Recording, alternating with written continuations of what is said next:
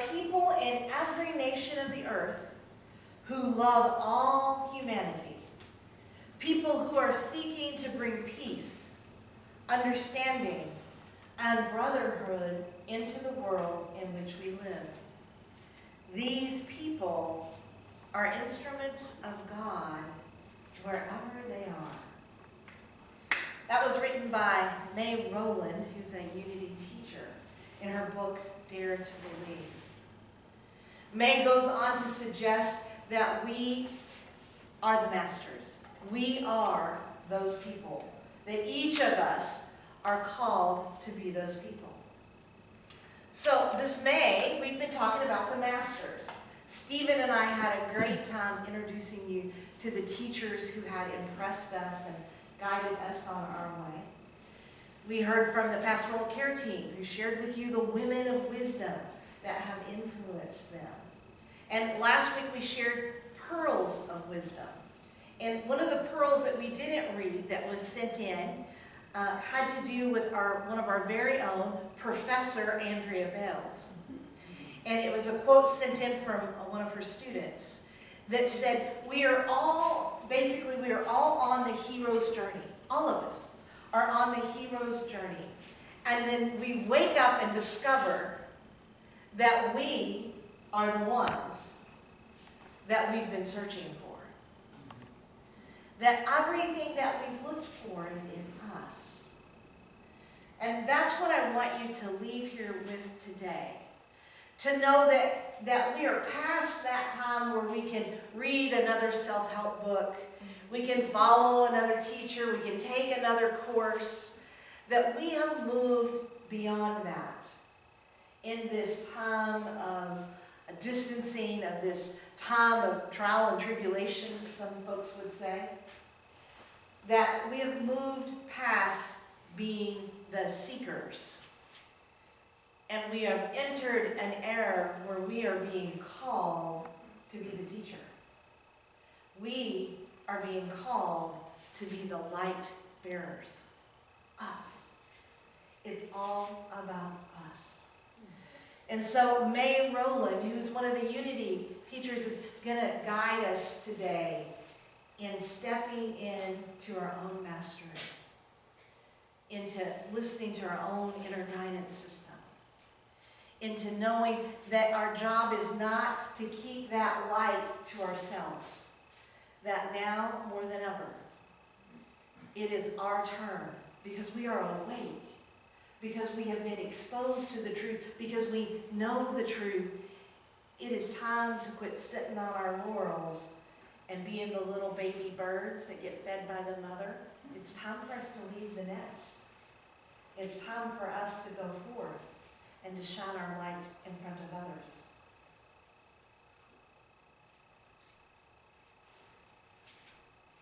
May writes,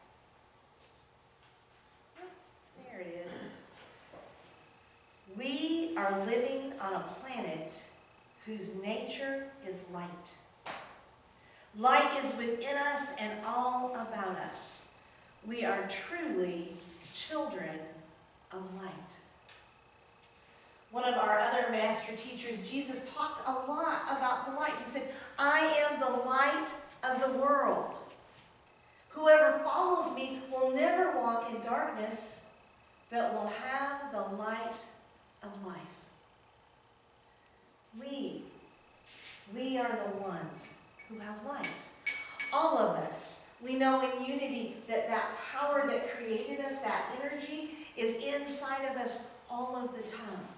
So even in our darkest hour, even in our most challenging time, even when we are the loneliest, we are not alone. That light is right there inside of us all of the time. And once we realize that we are the light, then it is our turn to shine. And that was the other thing that Jesus instructed us. He said, shine your light. So that, let me try that again. In the same way, let your light shine before others, so that they may see your good works and give glory to your Father in heaven. It's our turn to shine our light. So when we talk about that light, one of the things we talk about in unity is that light of understanding. That light of understanding that we are spiritual beings, having a human experience. In a physical body, I get reminded of that, especially when I kayak 2 days in a row, that I'm in a very physical body. No matter how light I am, my body's still very physical, and it holds a certain age. But that doesn't mean that I'm still not spiritual, that I'm still not a spiritual being. I'm a spiritual being housed in a physical body, having a very human experience, sometimes way more human than I would like it to be, right? I'm sure some of you relate to that. May suggests that when we understand that we are the light, we can become expressions of love. We, as the seekers of light, are united in an invisible bond of love for all of humanity. We have faith in mankind. We know that good shall be victorious and that nothing can defeat it. So part of knowing that you are the light is about becoming an expression of love. So how do we show love? So we're in a place where we don't get to hug each other, and we are a huggy community. So how do we show our love to other people? Giving them food. Giving them food. Absolutely. Absolutely. As I polished off the jar of Nancy Schaaf's salsa the other day. How else do we show love? Julie, how do we show love? Picking up the phone and calling people, right, is a way that we show love. How else do we show love? A smile. Smiling, right? You know, I was so funny. This little guy was in the store the other day, and I said something sweet to the cashier, and she said, "You can't see that I'm smiling." And I said, "Oh no, you're wrong. I see your smile in your eyes. I can see your smile even though you're wearing a mask." Yeah, smiling at people. There's also something else that we do when we have our children here in the sanctuary with us. We bless them. You know, I don't think we often think about blessing and the energy that it carries. Like, I think that we think that that's just something we do on Sunday morning, or that's something we do on a special occasion. But there is great power in blessing. Great power in blessing. One of the things that I appreciate about the Dalai Lama is he talks about people that are really easy to love. Now, does everyone know somebody that's really easy to love? They may have 4 legs instead of 2, right? There are things in our life that are really easy to love. Can everyone think of someone that's a little more difficult to love? Yeah. Difficult. The Dalai Lama refers to those people as our sacred friends. And I love that. He goes on to explain that they are our sacred friends because they are calling us to love. They're calling us to a higher consciousness. They're calling us to love when it's not easy. One of the things that we can do, whether it is someone easy to love or someone that's a little more difficult to love, is we can bless them. May Rowland was vice president of Silent Unity back in her day and was known as this prayer warrior. And she made sure that every single day that everybody on staff took time to pray and bless the government and the leaders and all of the religions of the world. Because she believed that was the most powerful thing that we could do to create peace and harmony, was to bless people. You know, we know in unity that our words, when married to our emotions, carry a very powerful energy, a very powerful vibration. And so you don't have to see the person to bless them. You just take a moment, right? I love you. I bless you. I behold the Christ in you. As those who are here to shine their light, part of that love is to recognize no matter how abhorrent the behavior, that inside that person is an ember of light. Is an ember of light. And the most powerful thing we can do is bless that ember of light. Is to look beyond and to know that they have a light within them and to bless that light. So imagine if every day, everybody that you met, if you took 30 seconds, 15 seconds, and just silently said to yourself, I love you, I bless you, I see the Christ in you. Can you imagine how interactions might change? How we might be changed by being in that consciousness of blessing.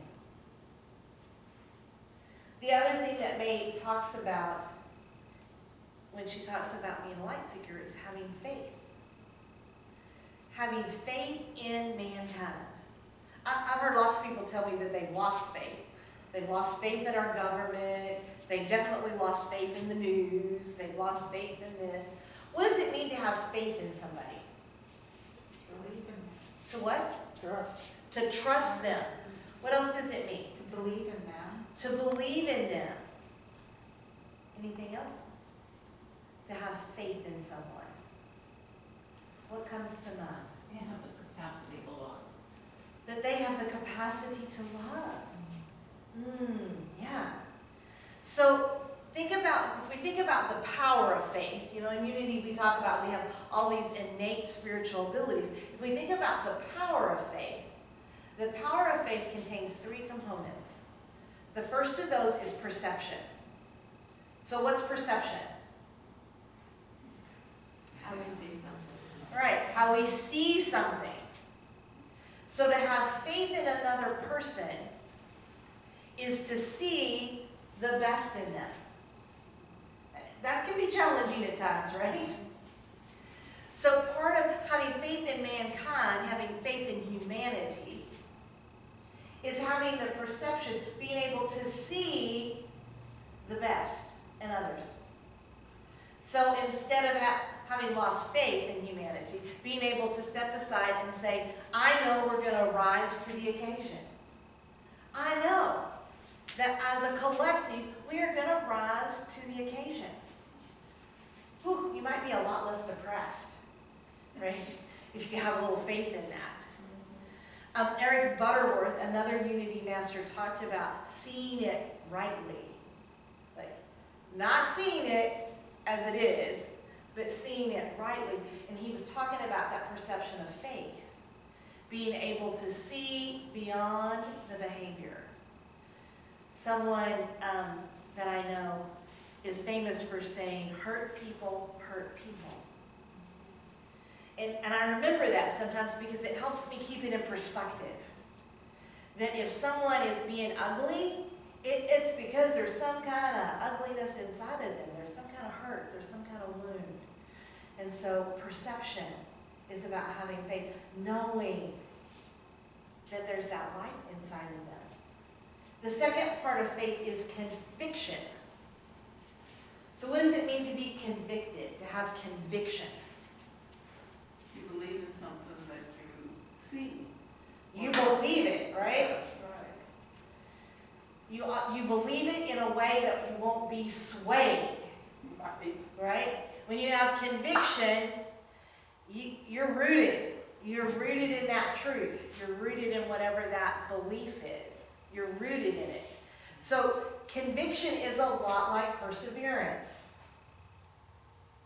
It is really easy sometimes for us to want to wash our hands, climb inside our little caves, and not come out again, right?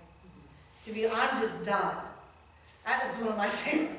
It's one of my phrases. I am so over this. I bet more than one of us have said that over the last 8 to 12 weeks.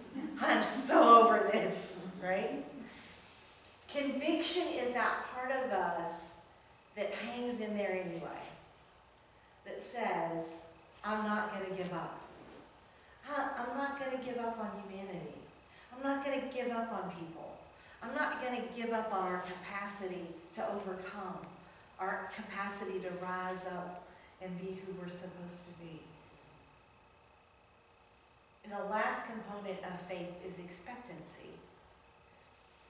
I was taught in Girl Scouts to plan for the worst and expect the best. I'm not quite sure that qualifies as faith. But we often, in unity, have heard, we get what we expect. So if we expect the worst, then it's more than likely we're going to get the worst. If we expect people to behave badly, chances are they're going to behave badly. So part of having faith in humanity and faith in one another is expecting the other person to be their best. Expecting them to be the next greatest version of themselves, as Dr. D says, right? Expecting it. Because when we carry that vibration of expectancy, people rise up to it. People will rise up to it. They'll either rise up to it or you won't have any contact with them. One of those things will happen. So as seekers of the light, as the beacon of lights that we are being called to be, we love, we have faith, and we have understanding. So think about, what does it mean to understand something? What does it mean when we understand? You get it. You get it, right? What about when we talk about understanding another person? So often we don't talk about understanding the other person. Often what we say is, they understand me. They understand me. What does it mean when someone understands you?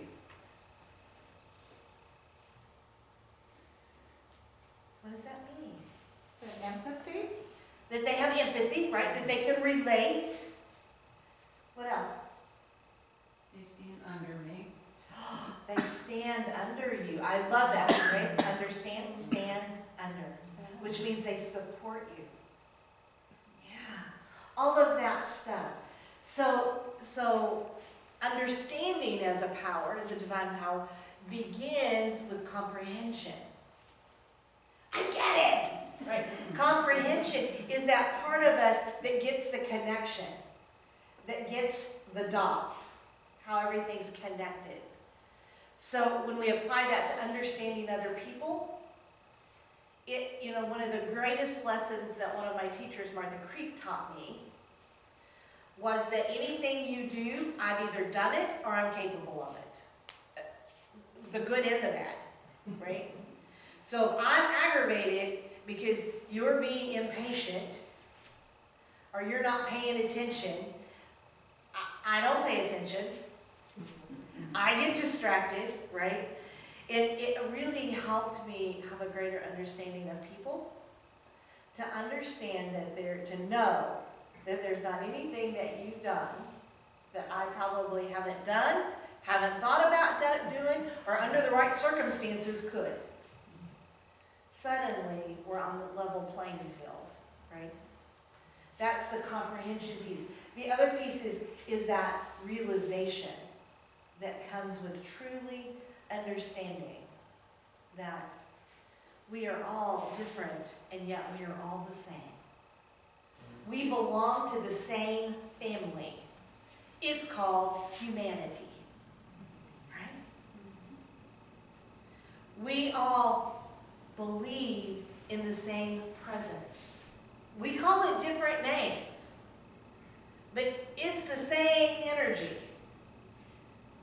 We call it different names. We worship it in different ways, but it's still the same. And then insight.